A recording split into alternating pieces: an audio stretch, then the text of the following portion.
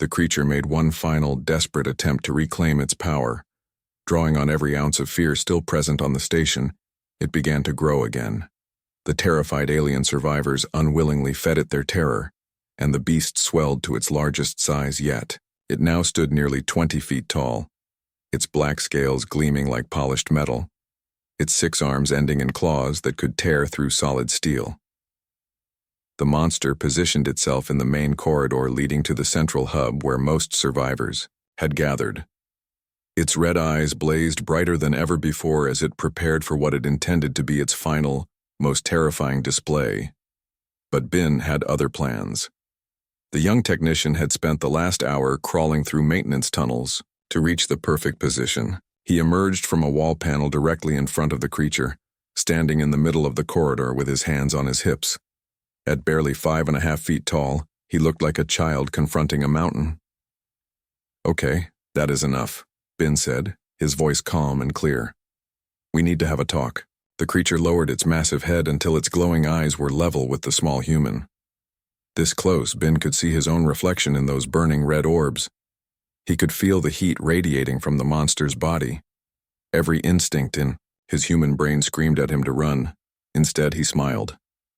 "You know what your problem is," Ben continued as if he was having a casual conversation with a friend.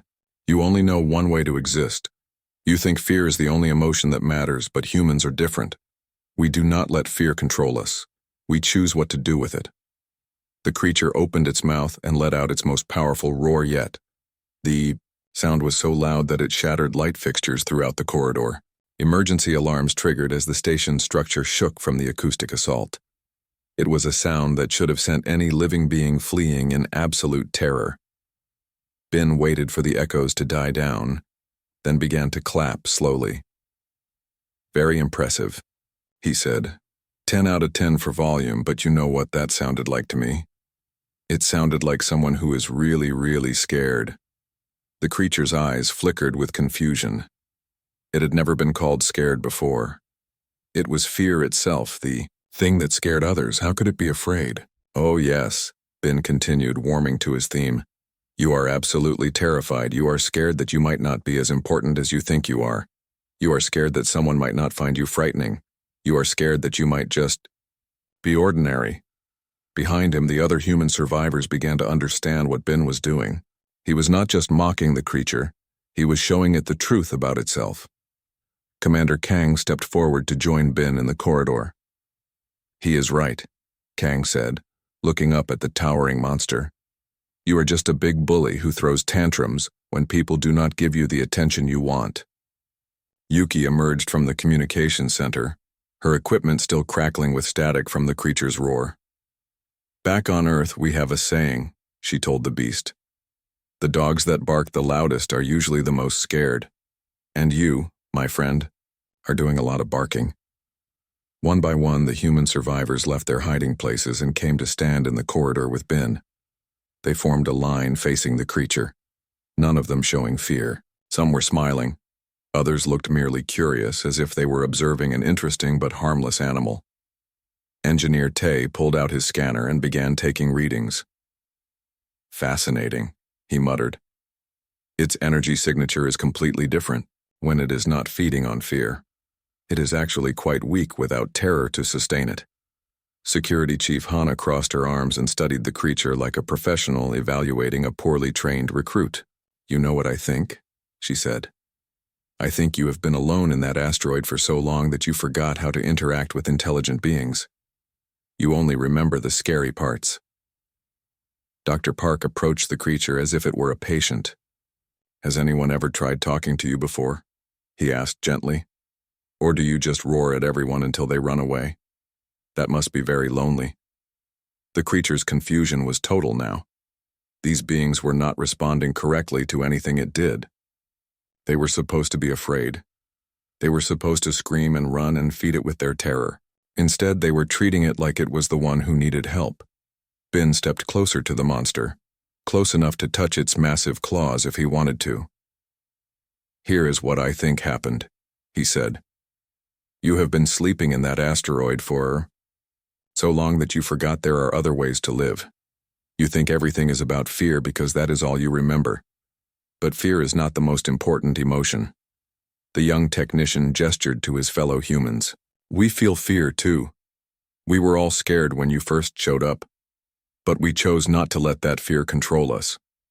We chose to find humor in the situation instead.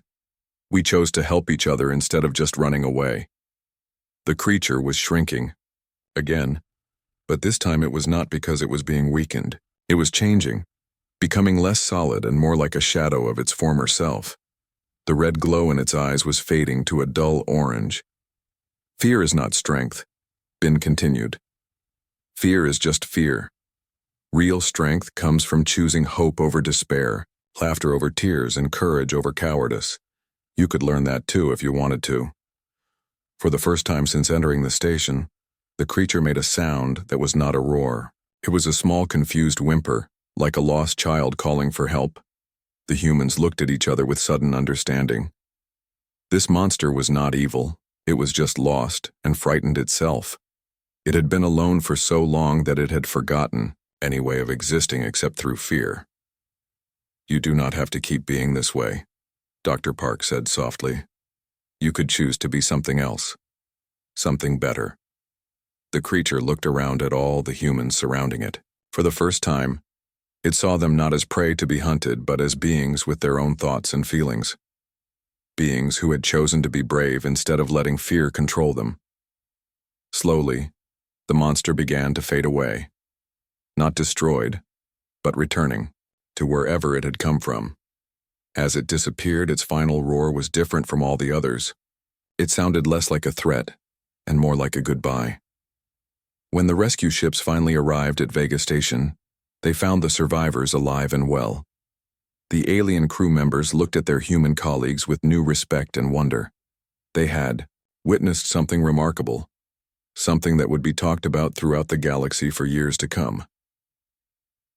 Commander Kang filed his report with the Galactic Council, describing how humanity had faced a cosmic horror, not with superior weapons or advanced technology, but with the simple choice to laugh instead of scream. The report became required reading at every military academy and xenobiology institute in known space. But the real lesson was simpler than any academic study could capture. It was about the nature of courage itself. Courage was not the absence of fear, but the decision to choose hope over despair, to find light in darkness, and sometimes to giggle at the roar of monsters. Bin returned to his duties as a maintenance technician, but he carried with him the knowledge that the most human response to the universe's darkness was not to fight it or flee from it, but simply to refuse to let it steal the joy from living. And somewhere in the space between dimensions, a creature that had once fed on fear was learning that there were other emotions worth experiencing. It was a slow process, but for the first time in eons, it was no longer alone with its terror. The galaxy was a little brighter, because a small human had chosen to laugh instead of scream, and that made all the difference. The Aurora's edge dropped out of faster-than-light travel at the edge of the Sigma Octantis system. What they found made the crew go silent with shock.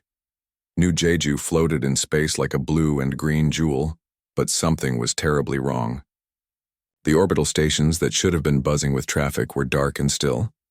No ships moved between the planet and its 3 moons. Even the automated beacon signals had stopped transmitting. Captain, Engineer Oh-min called from his station, his voice tight with worry. I'm reading massive energy distortions throughout the system. Something big is here, but I can't get a clear scan on it. Captain Lee Day studied the sensor readings on his command screen. The numbers made no sense.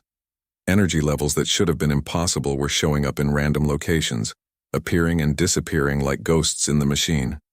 Dr. Park, what's your analysis? He asked.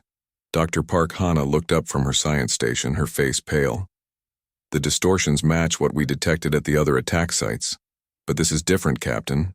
The readings are much stronger here. The entity has grown more powerful since the Altarian system. Ensign Kim Tae suddenly straightened at his communications post. Sir, I'm picking up a transmission from the planet's surface. It's weak, but it's definitely human. Put it through. A woman's voice filled the bridge, broken by static and fear. This is Governor Nam Hee of New Jeju Colony. If anyone can hear this message, stay away from our system. The thing is here. It came 3 days ago and nothing has been the same since. Our people are still alive, but they cannot function. They just sit and stare at nothing, trapped in their own minds by terror they cannot escape. The transmission flickered with interference, then continued. We tried everything. The military fired every weapon we had at it. The scientists attempted to study it. The doctors gave sedatives to calm the fear. Nothing worked. The creature just grew larger and more horrible with each attempt to fight it. It feeds on our terror and uses it to become stronger. Governor, Nam's voice broke for a moment before she continued. The worst part is that it knows us. It looks into our minds and finds what frightens us most, then makes those fears real. For some, it appears as childhood monsters. For others, it becomes the face of death itself. It shows us our deepest nightmares and forces us to live inside them until our minds break. Lee Day felt ice form in his stomach. 2 million people lived on New Jeju. If the pattern held true, they were all still alive but completely broken by fear. Captain, Oh-min spoke urgently. Long-range sensors are detecting something massive moving toward the planet. It's bigger than anything we've seen before. On the main viewing screen, space itself seemed to bend and twist. Something vast and dark was approaching New Jeju, but it was hard to look at directly. The shape kept changing, shifting between forms. That hurt the eyes and made the mind recoil in instinctive terror. All hands, this is the captain, Lee Day announced over the ship's communication system. We are about to encounter the entity known as the Void Feeder. Remember your training, stay calm, follow orders. We're here to gather information and help, if we can. But even as he spoke the words, Lee Day felt doubt creeping into his thoughts. How could they help against something that had defeated every other species it encountered? Dr. Park Hana was studying her instruments with intense focus. Captain, I'm detecting something interesting in the fear response patterns. Every species we have data on shows the same reaction curve when exposed to the entity. Initial terror, followed by complete paralysis, then total mental shutdown. But there are some anomalies in the early human encounter reports. What kind of anomalies? The fear response starts the same way, but then something different happens. Instead of immediate paralysis, some humans show a secondary reaction that I can't fully explain with the limited data. Before Lee Day could ask for more details, the ship's alarms began blaring. The Void Feeder had noticed them. The thing that approached their ship defied description. One moment it looked like a massive creature with too many eyes and teeth. The next it appeared as a cloud of living darkness that moved with purpose and hunger.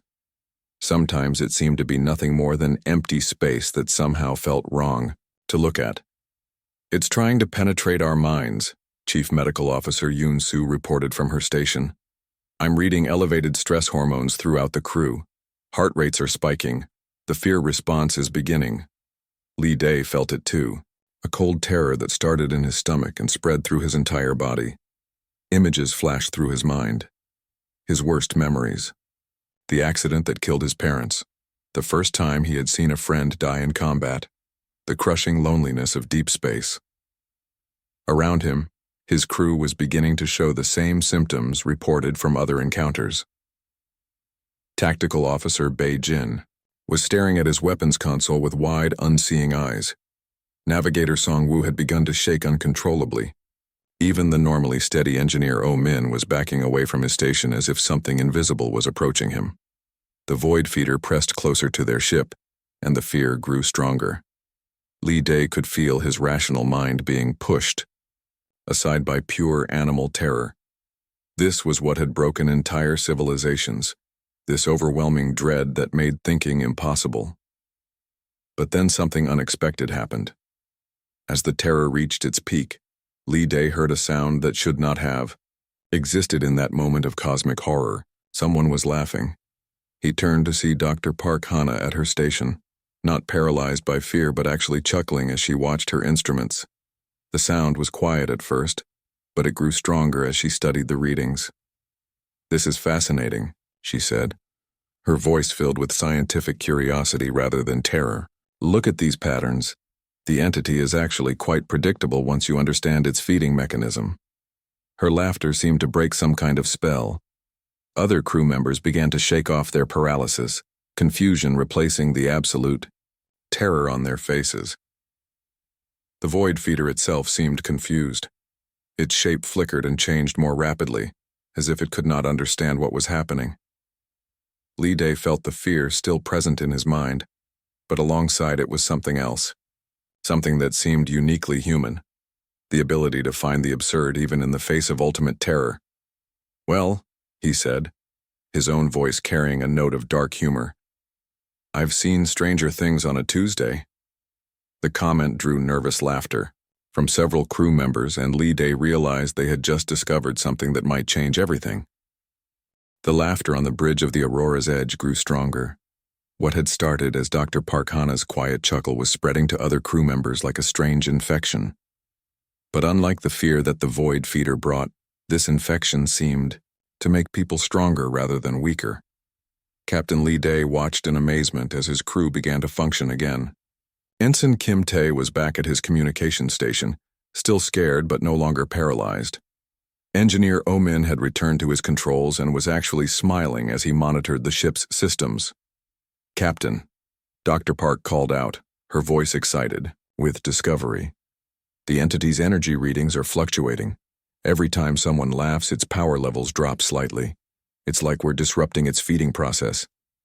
The void feeder pressed closer to their ship, its form shifting more violently. Now, it appeared as a giant spider with human faces for eyes, then changed into a writhing mass of snakes with children's voices. Each transformation was designed to trigger maximum terror, but something was going wrong with its usual process. "It's getting frustrated," Tactical Officer Bei Jin observed, his fear now mixed with professional interest. "Look how its movements are becoming more erratic. This isn't how its previous encounters went." Li Day felt the creature probing his mind, searching for his deepest fears and trying to make them real. He saw his parents' accident again, felt the crushing weight of command responsibility, experienced the terror of being lost in infinite space. But alongside the fear was something the entity clearly did not expect. "You know what?" Li Day said aloud, his voice carrying across the bridge. "This thing reminds me of my old drill instructor. Lots of noise and scary faces, but when you really look at it, it's just trying too hard to be intimidating." Several crew members actually laughed at that comment. The sound seemed to physically hurt the void feeder, which recoiled from their ship as if struck by a weapon. Chief Medical Officer Yoon Soo was studying her medical scanners with fascination. "Captain, this is remarkable. The crew's brain chemistry is showing patterns I've never seen before. Yes, the fear response is active, but it's being overridden by something else. The human brain is actually using humor as a defense mechanism against terror." The creature made another attempt to break their minds. This time it appeared as the ultimate nightmare, a void of absolute nothingness that represented the death of everything they cared about. The fear hit the crew like a physical blow, but the effect was not what the void feeder expected. Navigator Song Woo, who had been shaking with terror just minutes before, looked at the manifestation of cosmic emptiness and shook his head. "Really? That's it? I've seen scarier things in bad science fiction movies." The comment drew more laughter from the crew. The void feeder's form flickered like a broken hologram. Dr. Park was recording everything on her instruments. "It's definitely weakening, Captain. Each time we respond to its fear attacks with humor instead of paralysis, it loses energy. I think we found something no other species has discovered." "What's that, Doctor?" "The creature feeds on pure fear, but human fear is rarely pure. We mix it with other emotions. Curiosity, anger, defiance, and especially humor.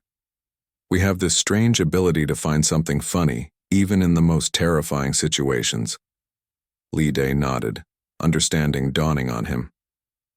Every other species the void feeder encountered gave it exactly what it wanted. Clean, simple terror that it could consume completely.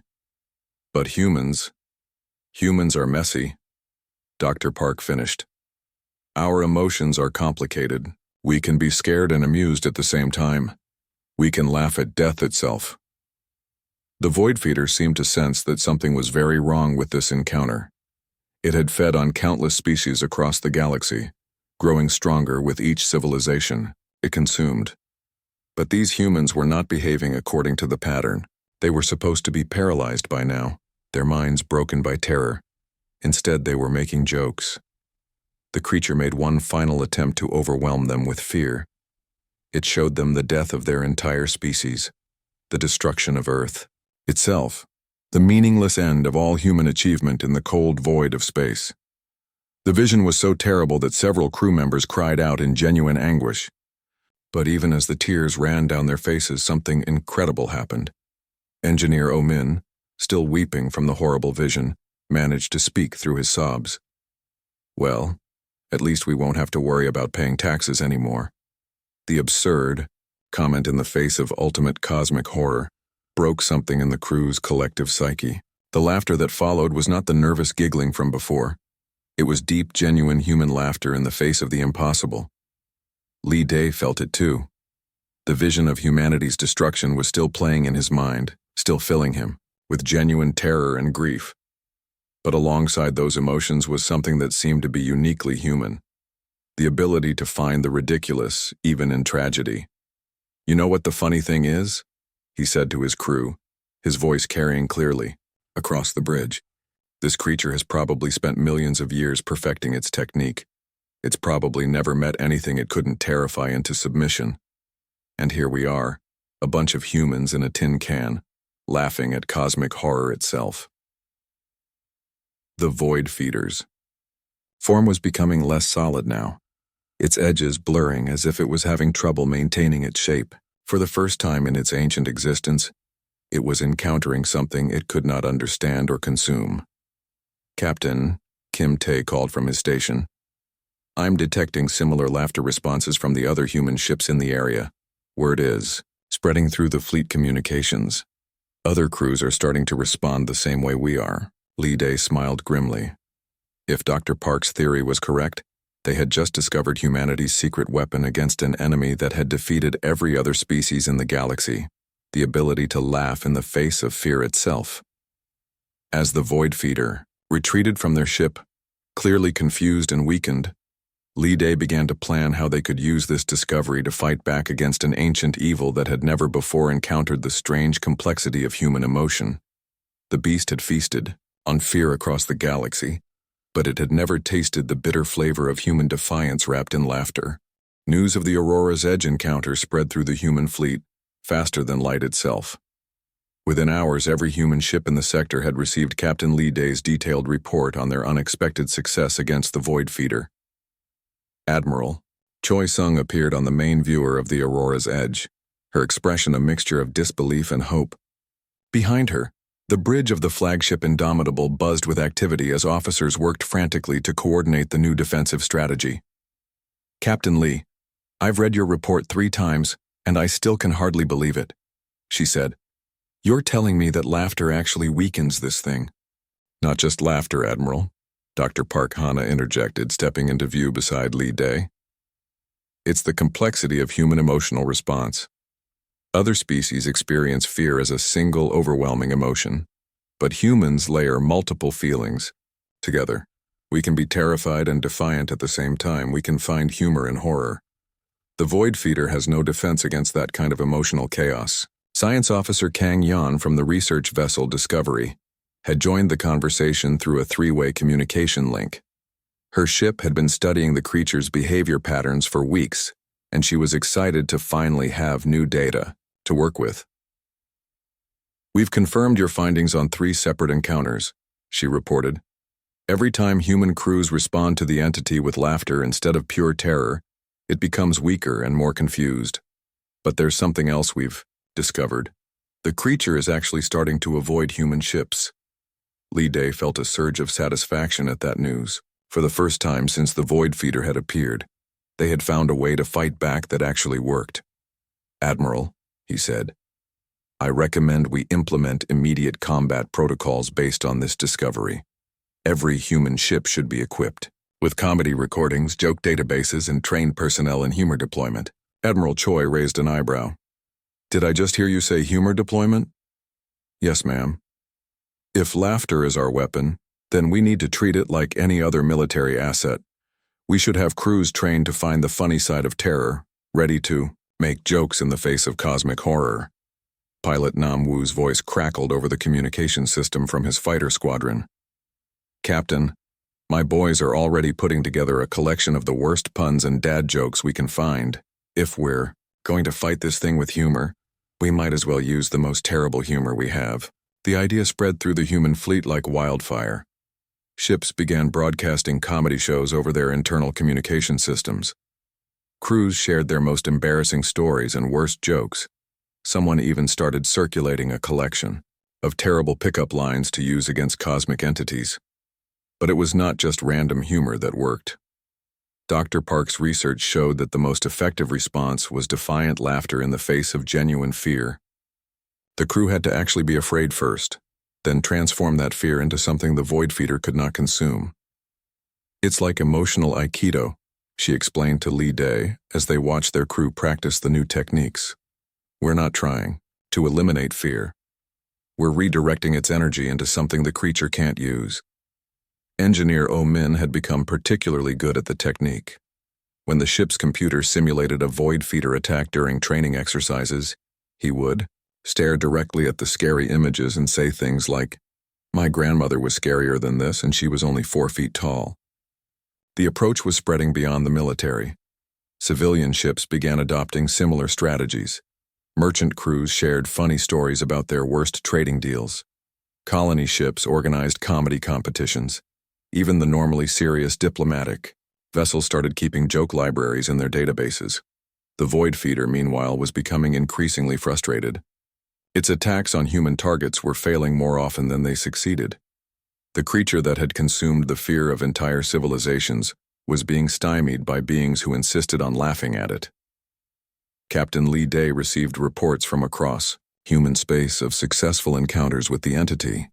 The cargo hauler Brightstar had faced the creature near the Centauri system and defeated it by having the entire crew perform terrible impressions of famous politicians. The colony ship New Horizon had driven it away by staging an impromptu comedy roast of cosmic horror itself. But the most significant victory came from an unexpected source. The research station Deep Thought, staffed by some of humanity's best scientists, had deliberately attracted the void feeder to study it up close. When the creature arrived expecting to feast on the fear of brilliant minds, it instead encountered a team of researchers who found its behavior patterns genuinely hilarious. "Look at this," Dr. Kim Hyo from Deep Thought reported to the fleet. "The entity keeps trying the same fear tactics that worked on other species, but it refuses to adapt to our responses. It's like watching someone try to unlock a door by throwing the same key at it over and over again." The scientists had actually started taking bets on what form the void feeder would take next. They created a rating system for its appearances, giving higher scores for creativity and lower scores for repetitive nightmare imagery. "Yesterday it showed up as a giant version of my high school math teacher," Dr. Kim reported with obvious amusement. "I gave it a 6 out of 10. The accuracy was good, but it lacked the subtle psychological manipulation that made the original so terrifying." Word of humanity's success began to reach other species in the galaxy. The few surviving representatives of civilizations that had been attacked by the void feeder listened in amazement as human crews described their tactics. A Zentari diplomat, speaking from one of the few ships that had escaped his homeworld before the creature's attack, transmitted a message to Admiral Choi. "We do not understand how this is possible. The entity feeds on fear. Fear is the foundation of survival. How can you laugh when faced with ultimate terror?" Admiral Choi's response was broadcast throughout human space and became something of a rallying cry. "Because we're human. We've been laughing at death since we first figured out how to think.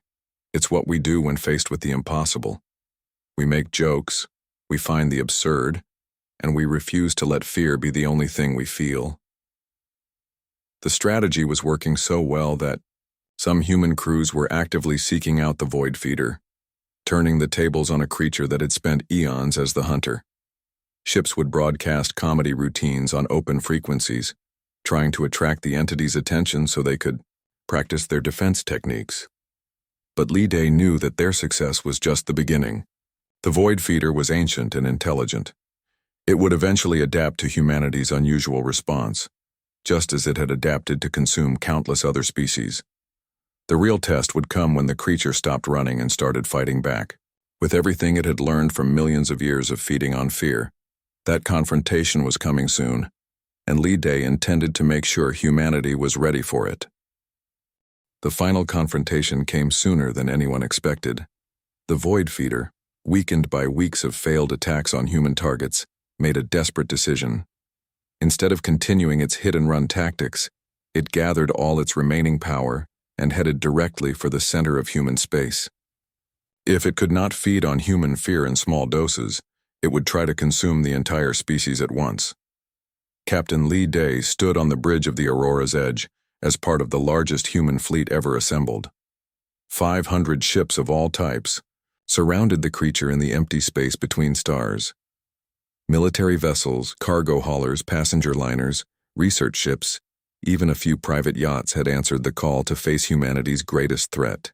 "All ships, this is Admiral Choi on the Indomitable," came the voice over the fleet communications.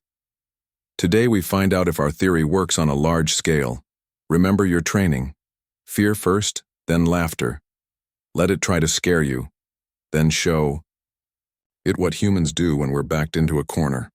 The Void Feeder had grown enormous during its time feeding on galactic civilizations.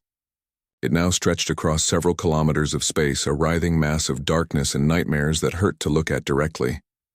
But there was something different about it now, something desperate in the way it moved. "It's starving," Dr. Parkhana observed from her science station. "Look at the energy readings. It's been weeks since it had a proper feeding.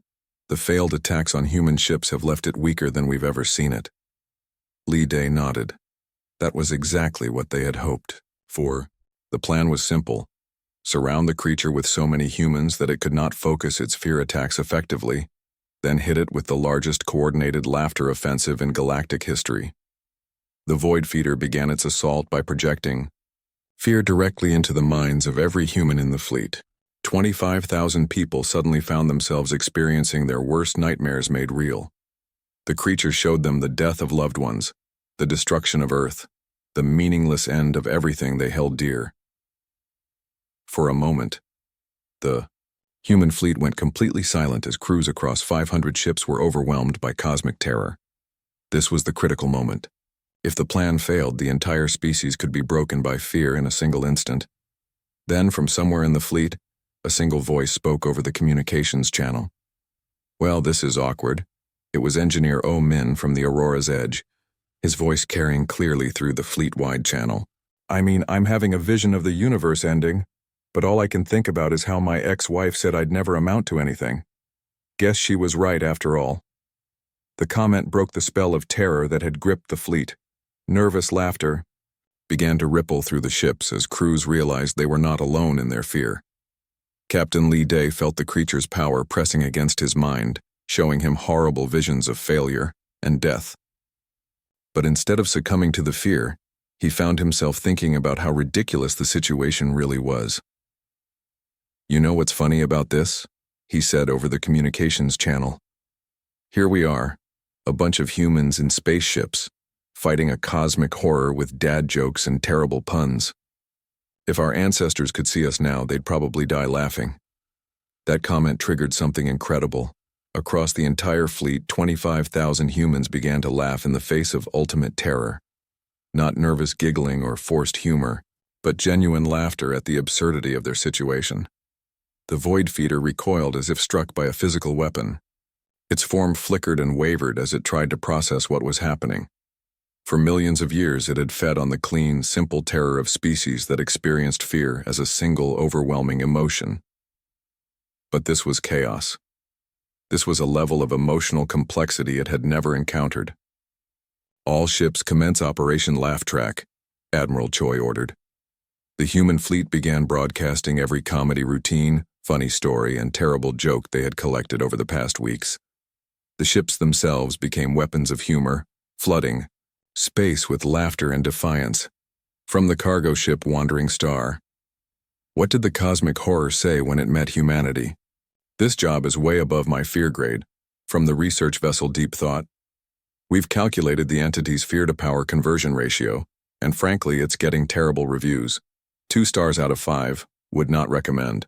From a civilian passenger liner, "Ladies and gentlemen, we'd like to welcome our cosmic horror passenger. Please note that the emergency exits are located, well, everywhere since we're in space. The Void Feeder's attacks became more desperate and erratic. It tried to focus on individual ships, but every time it concentrated its power, the humans would respond with more laughter. The creature that had consumed entire civilizations was being defeated by an enemy that refused to give it what it needed to survive. Dr. Park Hana was watching her instruments with fascination. Captain, the entity's power levels are dropping rapidly. It's like watching a fire slowly starve for oxygen. Every time it tries to feed on our fear, we give it laughter instead, and it can't process that kind of energy. Pilot Nam Wu's squadron began performing aerial maneuvers around the creature, while broadcasting terrible pickup lines. Hey cosmic horror, are you made of dark matter? Because you're really hard to see the point of. The Void Feeder was shrinking, now its massive form condensing as it lost the energy it needed to maintain its size. But it was not giving up without a final desperate attempt. The creature gathered all its remaining power and projected the ultimate fear scenario into every human mind simultaneously.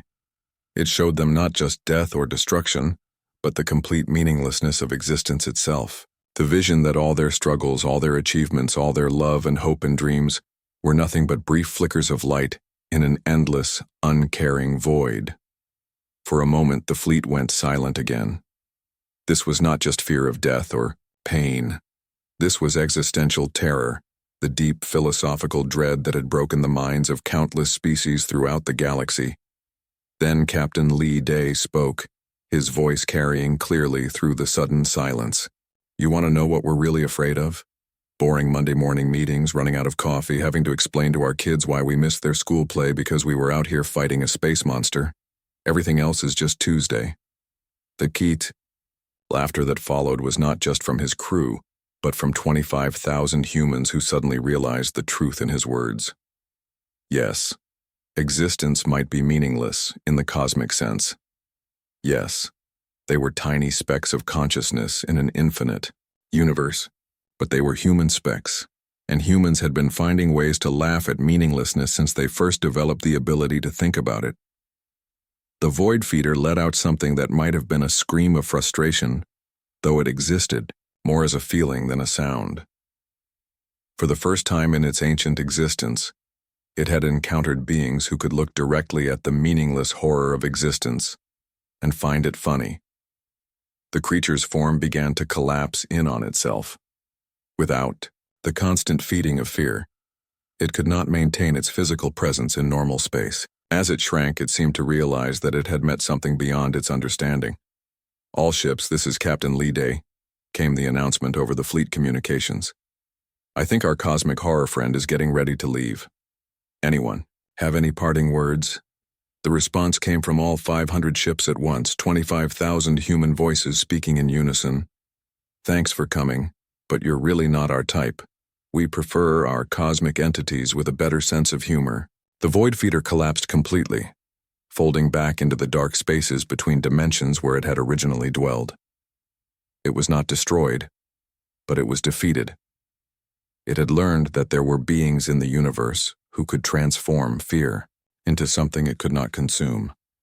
As the human fleet celebrated their victory, word spread throughout the galaxy. The ancient terror that had consumed countless civilizations had been defeated not by superior technology or military might, but by humanity's unique ability to laugh in the face of fear itself. Other species, emerging from hiding as news of the victory spread, could hardly believe what they heard. The Zentari, the Altarians, the Quinn, and dozens of other civilizations sent messages of amazement and gratitude. But perhaps the most important message came from Admiral Choi herself, broadcast to every human ship and colony in the galaxy. Today we learned something important about ourselves. We learned that being human means never letting fear have the last word. We can be scared, we can be terrified, we can face things that are beyond our understanding. But we can also laugh. We can find hope in hopelessness. And we can turn our fear into something that makes us stronger rather than weaker. Captain Lee Day looked out at the stars, now free from the shadow of the Void Feeder, and smiled. Somewhere out there, the creature still existed, but it would think twice before approaching human space again. After all, it had learned the hard Way that humans were the kind of species who could look cosmic horror in the eye and ask if it came in any other colors. The beast had feasted on fear across countless worlds, but it had finally met something it could not digest. The human capacity to find humor in absolutely everything, even in the face of ultimate terror itself.